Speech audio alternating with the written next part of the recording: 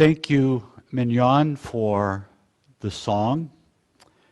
Thank you, Latanya, for your beautiful and warm words of welcome. Thank you, Anne, for your words calling us to responsibility for stewardship. And thank you, Dr. Young Im, for your beautiful music. I found all of these words spoken today and the music to blend beautifully with the beauty I see outside to my left, as nature is on a beautiful display of colors. Welcome. I am filled with a deep sense of gratitude as I begin the service with you today. I am deeply thankful that our country has turned away from the trends of the last 4 years and made a giant step towards renewing democracy in our great country. I'm deeply thankful for and appreciative of all of those people who labored on the front lines of democracy by running for office or by helping those who did, or in some way trying to fortify our democracy in any way they could. I am deeply thankful to the election season transition team, expertly guided by Karen Armstrong. So much they did to help this congregation make its way through the anxious passages of the last several weeks. I am always aware of what other congregations are doing all across the country, and there is no congregation that did more to help the people of a congregation than the leaders in this team of people who sought to bring pastoral care to those during this anxious transition. I feel a deep sense of appreciation to the Stewardship Committee. Anne spoke a few moments ago. I'm deeply appreciative to her specifically for her beautiful words this morning and for all the work this team has done to help make this community financially strong. I am as well deeply moved by and appreciative of the many people who have responded thus far to the stewardship drive. I've been astonished that during these difficult days, people have found a way to be extraordinarily generous, and I hope that generosity continues as our pledges continue to come in.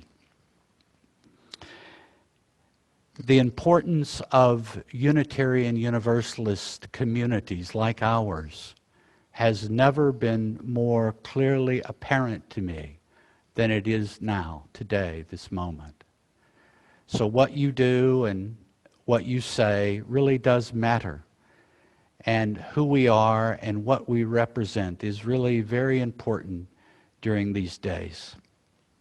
Stacey Abrams, who did more than anyone, I think, to fortify democracy in Georgia and perhaps turn the tide of history, as we will see, said this: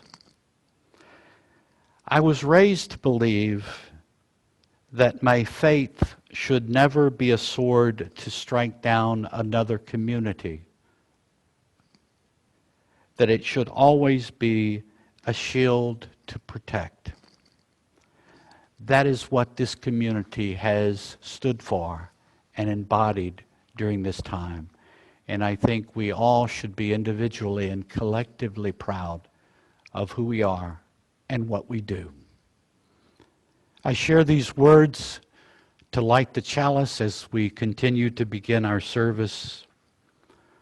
O light of life, be kindled in our hearts anew as we gather this morning to celebrate the joy of life and of being alive, to seek a wholeness within, to strengthen the tender cords of connection between one another, that we might extend them beyond us into a needing world.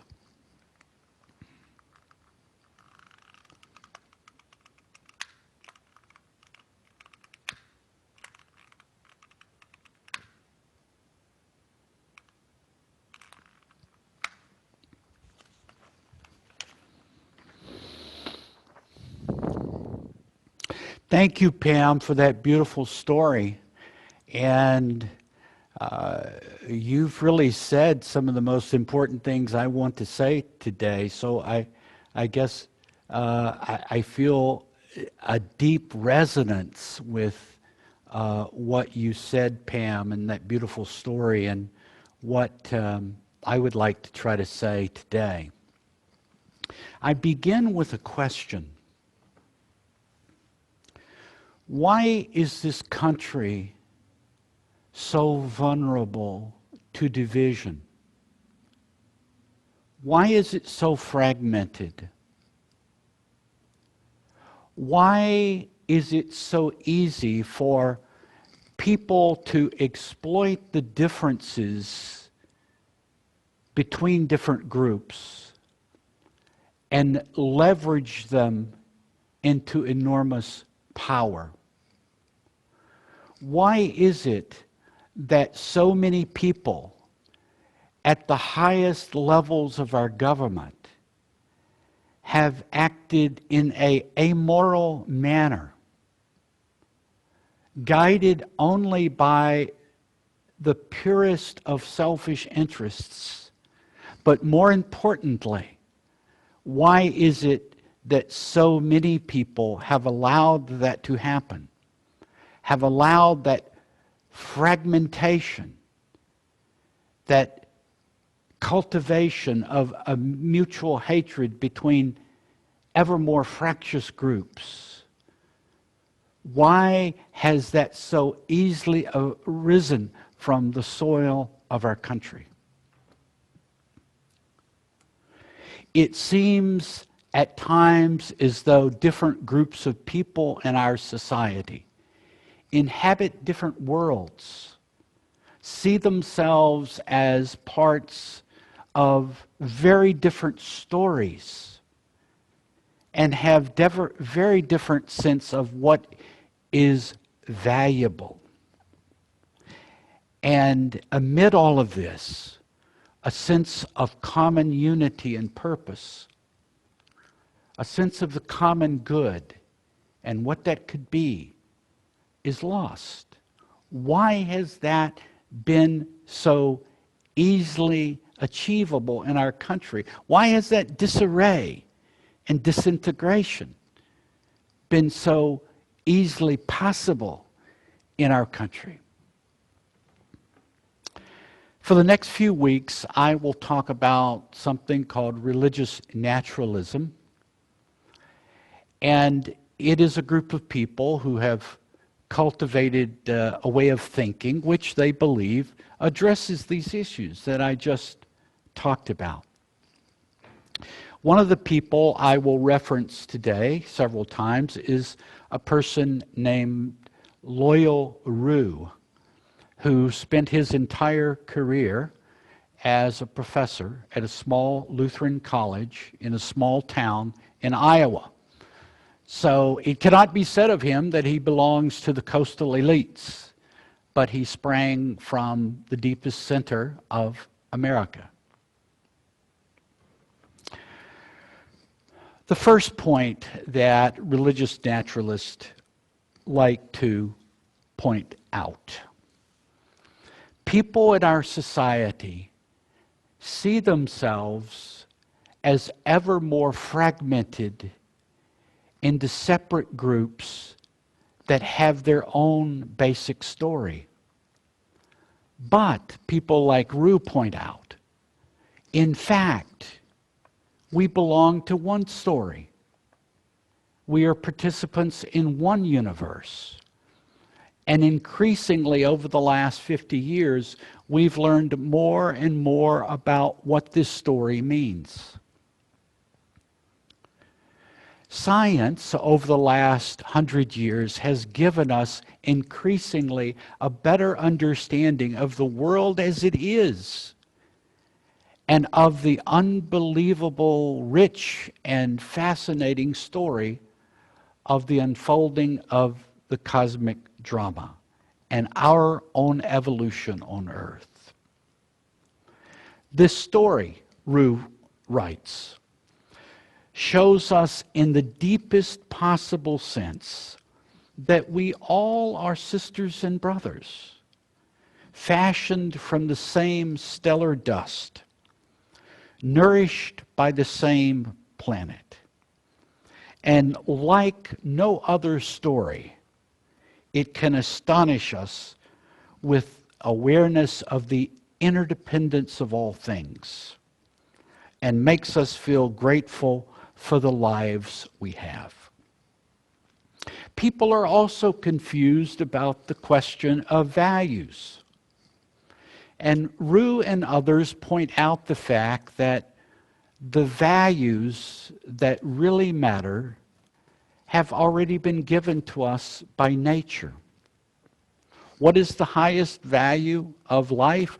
It is to be, to live, to have viability, to survive, to flourish, to persist, to endure. And Rue points out that all of science tells us that every species on Earth, every living thing on Earth, in its own way, strives to live, to be resilient, to exist in face of the odds. However, for human beings, there is a special and added dimension. And that is to exist and to flourish as a human being. Two things are required, above all else. One is personal wholeness, the ability to be an integrated self. And the second is to exist with others, to live and survive and thrive with others. Rue talks about this in terms of personal wholeness and social harmony. Expressed negatively, the quest for survival, the possibility of survival, requires the avoidance of personal disintegration and the avoidance of social chaos. These two pursuits are connected intimately. For a human being cannot really freely pursue personal wholeness amid social chaos. And only people who exhibit some degree of personal integrity and personal wholeness can contribute and nurture and maintain social harmony. This is not a wild generalization. It's not speculation or fantasy. It is fact, a fact we live with every day of our lives. One example is given recently by Dr. Tom Frieden, who is a former director of the Centers for Disease Control. And he wrote this about the pandemic we're still in. He said, around the world, the places that have struggled the most in controlling COVID-19 are those with the least social cohesion. Fighting COVID requires a common understanding that we're all in this together. Namely, he's saying social cohesion and harmony strengthens the possibility of survival. The problem we face today, and have been facing for decades, is that religious belief systems have been losing credibility for at least 6 decades, and for certain segments of society for much longer than that. Ralph Waldo Emerson, an Unitarian minister and a writer in the early 1800s, talked about the fact that religion, as he had known it, was dissolving, and new forms of understanding religion and spirituality needed to be created. One of the reasons for the social and personal disintegrations we see around us, to the point of danger, to the point at which our country was in peril, is because religious and cultural resources which supported personal wholeness and social harmony have lost their persuasiveness, their credibility for many people. The world is becoming a confusing and therefore dangerous place for many people as the cultural and religious means for solidarity, personal wholeness, and cooperation slip away. And as this is happening, many people cling to old forms with all of their strength, hoping that their ardor to revive what is dead will bring back those forms from the dead. And so we see, for example, the puzzling phenomenon of tens of millions of people voting against their economic interests for the sake of what they see as someone or something that represents their cultural and ethical values. Many people try to find meaning in things and wholeness in things and social harmony in things that cannot deliver. As we watched our political institutions threatened to the point of tyranny, as we watched the acceptance of corruption and the rise of social fragmentation, it does seem unavoidable to state that the forces that work for social and personal cohesion and wholeness are weakened. Loyal Rue and others see an opportunity in this chaos for the emergence of a new way of thinking, a new way of understanding life, grounded in what science has shown us over the last century. He writes, "For the very first time in the history of our species, we have before us an astonishing and cultivating and captivating narrative which has the unique power to unite all of humanity in a common vision. And we can say, again, with rare certainty, that it is also the truest comprehensive narrative ever told." The forces that ushered in the process of the dissolution of traditions that supported personal wholeness and social harmony have now given us a great gift, Rue is saying. And the unifying insight behind what the new story of life tells us is that we are all a part of one gigantic, mysterious, evolving force of life. That we are a part of this unfolding mystery of life that has been going on for unbelievable spans of time.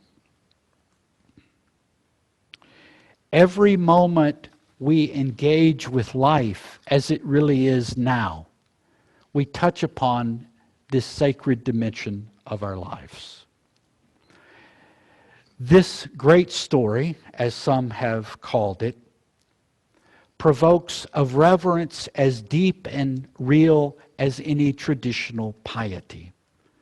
Rue writes, "Religious naturalists bear an attitude of reverence towards the universe as a whole, and toward the earth in particular, and to life specifically, And they are all disposed to express their reverence in affirming that this world is both sacred and mysterious. But Rue and others point out something that is a word of warning that is relevant ever more keenly every day that passes, and it is this. Rue writes, "We shall be doomed as a species unless we embrace a story that can move us to enlarge the scope of our interests and affections to include all humans, all species of life on earth, and to the biosphere itself." I have worked with and around a Unitarian Universalist for at least 30 years. And so I say with considerable conviction that Unitarian Universalists need a common story. We need a way of placing ourselves in a larger narrative that is real, not imaginative, that gives us meaning and purpose and connects us with one another.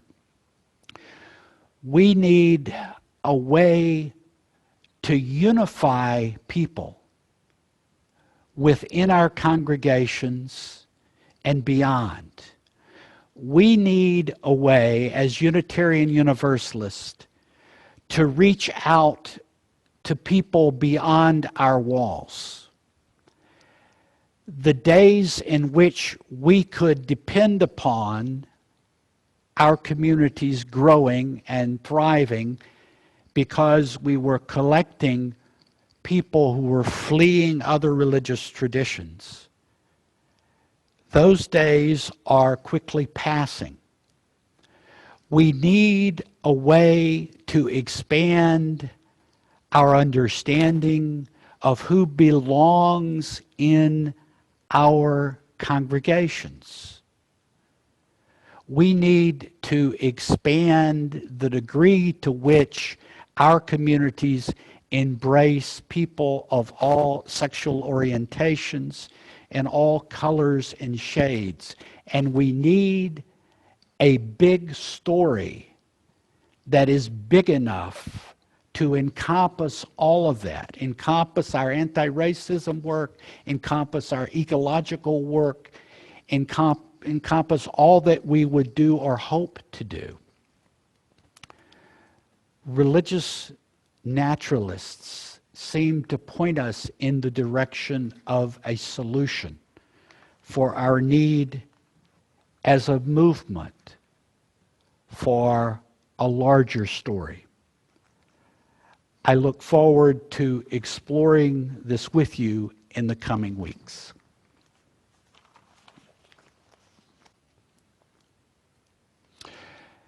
As I extinguish our chalice flame, may the spirit of warmth and love and light flow into each of us.